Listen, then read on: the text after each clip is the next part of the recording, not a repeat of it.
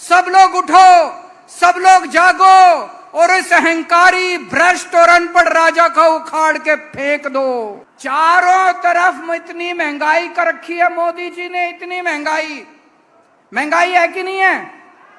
घर का खर्चा चलना मुश्किल हो रहा है, तनख्वाह बढ़ी नहीं, आमदनी बढ़ी नहीं और खर्चे बढ़ते जा रहे हैं। सब्जी महंगी हो गई, आटा महंगा हो गया, दूध महंगा हो गया, हर चीज महंगी होती जा रही है। कभी सोचा महंगाई क्यों हो रही है? कभी सोचा महंगाई क्यों हो रही है? अपने आप नहीं हो रही। मोदी जी ने इतना टैक्स लगा दिया, इतना टैक्स लगा दिया। आजादी के बाद इतना टैक्स कभी नहीं लगा था। दूध पे टैक्स लगा दिया, छाछ पे टैक्स लगा दिया, कभी नहीं लगा था दूध पे टैक्स, छाछ पे टैक्स कभी नहीं लगा था। लस्सी पे टैक्स लगा दिया, चाय पे टैक्स लगा दिया, कॉफी पे टैक्स लगा दिया, तेल पे टैक्स लगा दिया, आटे पे टैक्स लगा दिया, चावल पे टैक्स लगा दिया, हर चीज पे टैक्स लगा दिया। और टैक्स भी कोई थोड़ा मोटा नहीं। पेट्रोल यहां पे छत्तीसगढ़ में क्या भाव है? 102। पेट्रोल 102 रुपए लीटर है। अब पेट्रोल का भाव 57 रुपए है और 45 रुपए उसके ऊपर टैक्स है। 1 लीटर पेट्रोल 57 रुपए का आता है, 45 रुपए टैक्स। बताओ लूटेंगे क्या? अरे यार 57 रुपए का पेट्रोल है, 4 रुपए टैक्स ले लो, 5 रुपए टैक्स ले लो, 6 रुपए टैक्स ले लो, 45 रुपए टैक्स।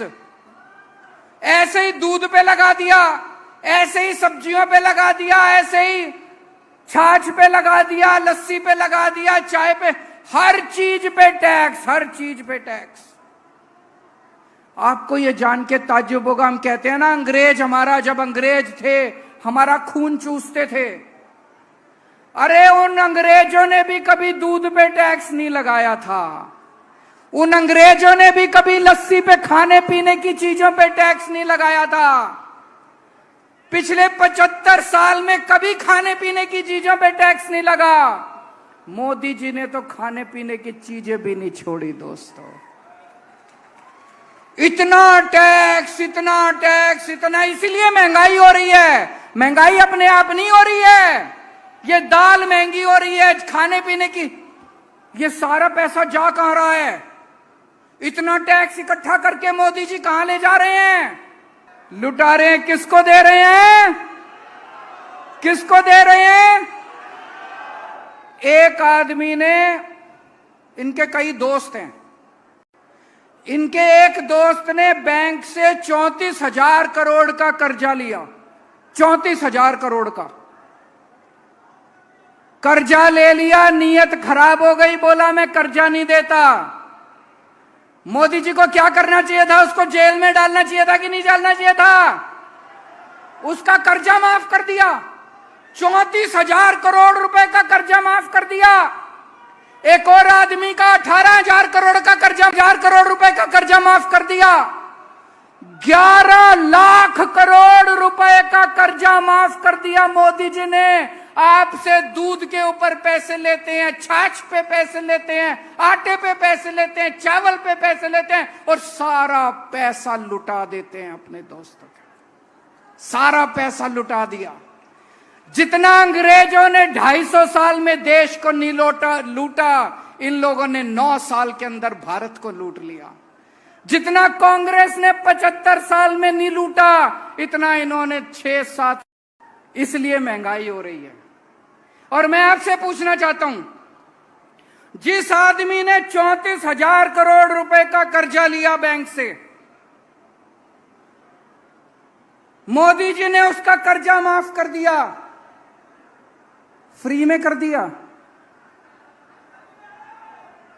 मैं पूछना चाह रहा हूं, फ्री में कर्जा माफ कर दिया? कुछ तो लिया होगा। बताओ आज की दुनिया में कौन फ्री में काम करता है? अरे अपना भाई कर्जा माफ नहीं करता। एक भाई दूसरे भाई से 100 रुपए ले ले, कोई माफ करता है भाई साहब? अपने माँ बाप को कोई नहीं पूछता, भाई को कोई नहीं पूछता, बच्चों को कोई नहीं पूछता, तो इतना 11 लाख करोड़ रुपए कर्जा माफ कर दिया। कोई फ्री में कर्जा माफ कर दिया क्या? तो बेईमानी करे मोदी जी और जेल जाए मनीष सिसोदिया। वो मनीष सिसोदिया बेचारा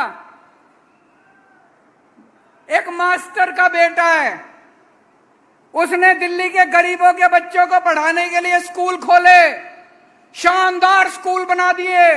आज दिल्ली के गरीबों के बच्चे, रिक्शे वाले मजदूरों के बच्चे डॉक्टर बन रहे हैं, इंजीनियर बन रहे हैं, वकील बन रहे हैं। किस लिए बन रहे हैं? मनीष सिसोदिया की वजह से बन रहे हैं। बेईमानी करें मोदी जी, जेल जाए मनीष सिसोदिया। एक वो गाना है ना, ऐसा कलयुग आएगा, दाना चुनेगा हंस, चुनेगा दाना दुनका, कौवा मोती खाएगा। कलयुग आ गया। इन्होंने 10 साल में भारत देश का बेड़ा गर्क कर दिया। इन्होंने नोटबंदी करी, भाई साहब, नोटबंदी करी इन्होंने, पूरे देश का बेड़ा गर्क हो गया। कोई फायदा हुआ नोटबंदी से? किसी का फायदा? कह रहे थे भ्रष्टाचार खत्म हो जाएगा, हुआ भ्रष्टाचार खत्म? कह रहे थे आतंकवाद खत्म हो जाएगा, आतंकवाद खत्म हुआ? अगर कोई पढ़ा लिखा आदमी होता, कोई पढ़ा लिखा आदमी कभी नोटबंदी नहीं करता। कोई पढ़ा लिखा आदमी नोटबंदी नहीं करता। मैंने एक इंटरव्यू देखा था प्रधानमंत्री जी का। इंटरव्यू करने वाले ने से पूछा प्रधानमंत्री जी से, प्रधानमंत्री जी आप कितने पढ़े लिखे हो? बोले मैं गांव के स्कूल गया हूं, बस कॉलेज नहीं गया। दोस्तों, मैं आज पूछना चाहता हूं आप लोगों से, भारत एक महान देश है। भारत का प्रधानमंत्री पढ़ा लिखा होना चाहिए कि नहीं होना चाहिए? क्या एक अनपढ़ आदमी भारत की अगुवाई कर सकता है? भारत को पढ़ा लिखा प्रधानमंत्री चाहिए कि नहीं चाहिए? मैं आपको एक कहानी सुनाता हूं। मैं आपको एक कहानी सुनाता हूं। कहानी का शीर्षक है, किस किस ने सुनी हुई है? चौथी पास राजा। ये कैसे, ये कहानी ये दिखाती है कि कैसे अगर किसी देश में कोई अनपढ़ राजा आ जाए तो वो देश का बेड़ा गर्क कर देता है। ये एक महान देश की कहानी है। ये एक ऐसे राजा की कहानी है जो राजा भ्रष्टाचारी था, अनपढ़ था, अहंकारी था, और उसने कैसे उस महान देश का बेड़ा गर्क कर दिया। एक महान देश था, बहुत महान देश, बहुत पुराना देश। उस देश के एक गांव में, एक गरीब परिवार में एक छोटे बच्चे ने जन्म लिया। परिवार बहुत गरीब था। तो जैसे गांव में होता है, जब बच्चा जन्म लेता है तो ज्योतिषी आता है, गांव का पंडित आता है, उसकी कुंडली बनाता है। तो पंडित ने उसकी कुंडली बनाई। कुंडली बना के, कुंडली देख के पंडित बोला, माई तेरा बेटा बड़ा होके बहुत बड़ा सम्राट बनेगा। माई को समझ नहीं आया, मैं तो इतनी गरीब हूं, मेरा बेटा सम्राट कैसे बनेगा? बेटा बड़ा होने लगा धीरे धीरे। उसे गांव के स्कूल में भर्ती करा दिया। बेटे का पढ़ाई लिखाई में मन लगता नहीं था, बड़ी मुश्किल से उसने चौथी पास करी। उसके बाद उसका स्कूल से नाम कटवा दिया।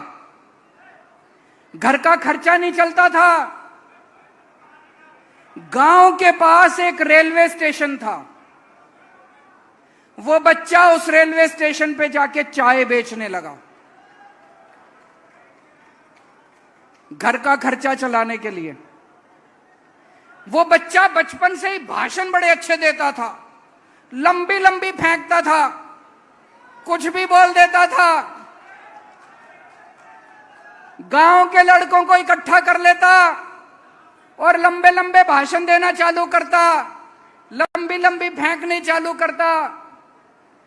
धीरे धीरे करते करते लड़का बड़ा हुआ और जैसा पंडित ने कहा था, कुंडली में लिखा था, लड़का उस महान देश का राजा बन गया। अब राजा तो बन गया, आता जाता कुछ था नहीं उसको, अनपढ़ आदमी था, कुछ पता नहीं था। अफसर आते थे, अंग्रेजी में बोलते थे, किसी भी फाइल पे साइन करा के ले जाते थे। राजा को शर्म आती थी पूछने में, उसे लगता था मेरी बेइज्जती होगी। जो मर्जी फाइल पे साइन करा के ले जाते थे उससे, जो मर्जी फाइल पे। धीरे धीरे पूरे देश में फैल गया कि राजा अनपढ़ है। राजा को बड़ा शर्म आने लगी। एक दिन राजा ने कहीं से एक फर्जी डिग्री का इंतजाम कर लिया। एक एमए की फर्जी डिग्री का इंतजाम कर लिया। राजा ने बोला मैं एमए हूं। जनता ने खूब मजाक उड़ाया। जनता बोली झूठ बोल रहा है, सबको पता है अनपढ़ है। राजा को कपड़ों का बड़ा शौक था। एक दिन में 4-4 बार कपड़े बदलता था। 4-4 बार कपड़े बदलता था।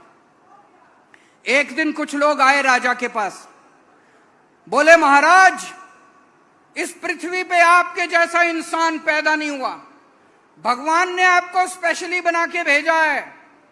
आप नोटबंदी कर दो और देखो देश से भ्रष्टाचार खत्म हो जाएगा, आतंकवाद खत्म हो जाएगा।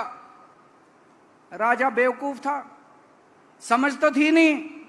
उसने देश में नोटबंदी कर दी भाई साहब। एक दिन 8 बजे रात को टीवी पे आया और उसने नोटबंदी कर दी।